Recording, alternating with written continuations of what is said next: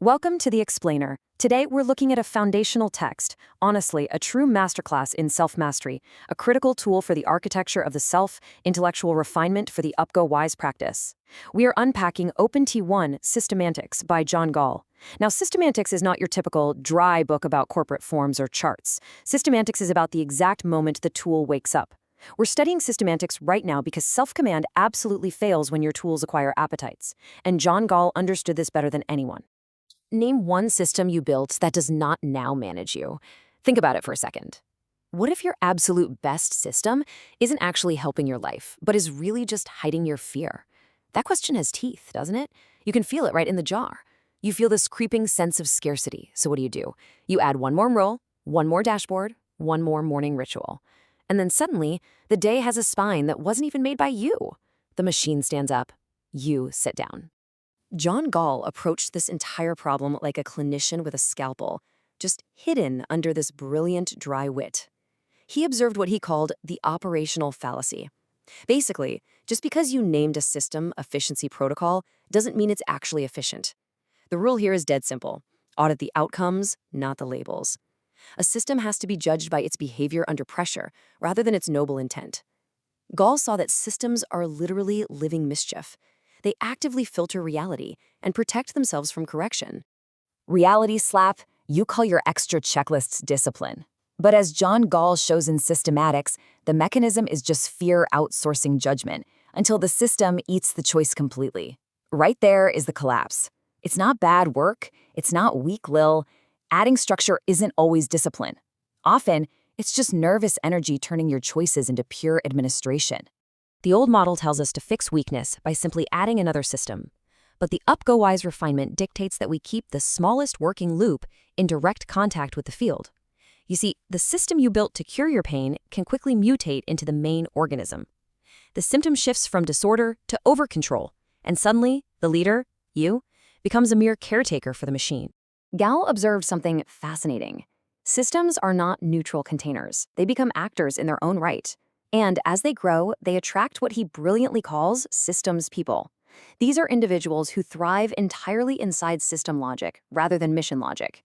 Seriously, watch who gains power as any system expands.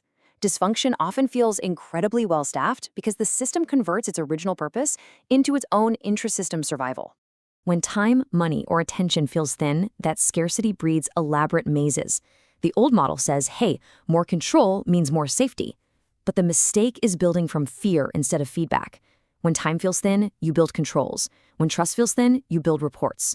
Then, naturally, the reports start asking for more reports. You didn't solve the scarcity, you literally just gave it a staff. You mistook complexity for clarity. Here's the thing. A massive system designed from scratch is a total fantasy. Grand architecture simply cannot skip evolution. Puncturing this illusion of total control, Gall shows that starting big usually just creates a beautiful failure that cannot be patched.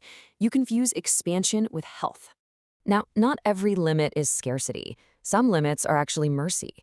They keep your hand close to the work and your eye close to the face of reality. But then there is that creeping feeling, scarce.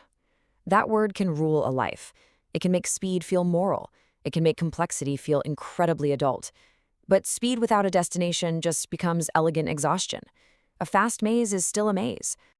Enter the concept of the clean cage. A system can look incredibly disciplined, highly mature, while actively shrinking your freedom.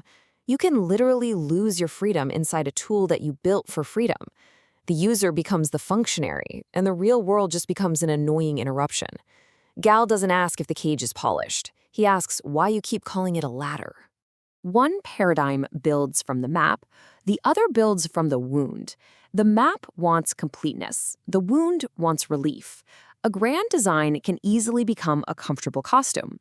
It lets you feel super responsible while systematically avoiding the small, rude, real-world tests like an actual customer, a looming deadline, or a real consequence. The real world doesn't admire your architecture. It just asks whether anything actually changed. So the absolute crucial takeaway here is Gall's law. Proof must precede scale. A working, simple system is infinitely more precious than a beautiful, complex one. Complex systems that work almost always grow from simpler systems that actually worked. We have to stop treating complexity as proof of seriousness.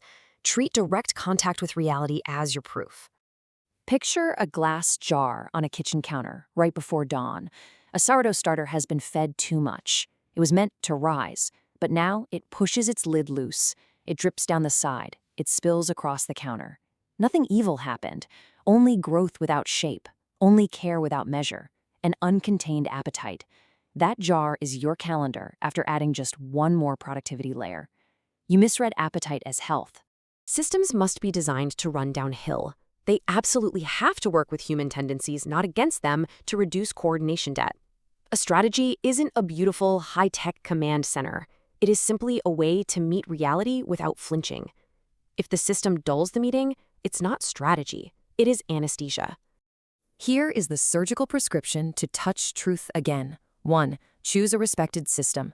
2. Remove one layer blocking direct contact. 3. Return to the smallest action that still touches reality. Listen, do not destroy your whole structure. Make it breathe. Make it prove itself under pressure. Let the system grow only after the simple seed proves itself. Add one joint at a time.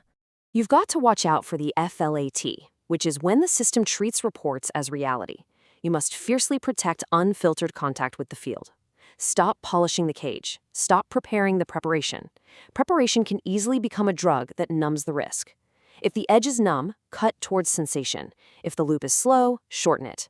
If the meeting hides fear, ask the live question. That simple thing buried under all your genius, it's still waiting. It might be one single page, one honest conversation, one real metric, or just one quiet no. That is not small.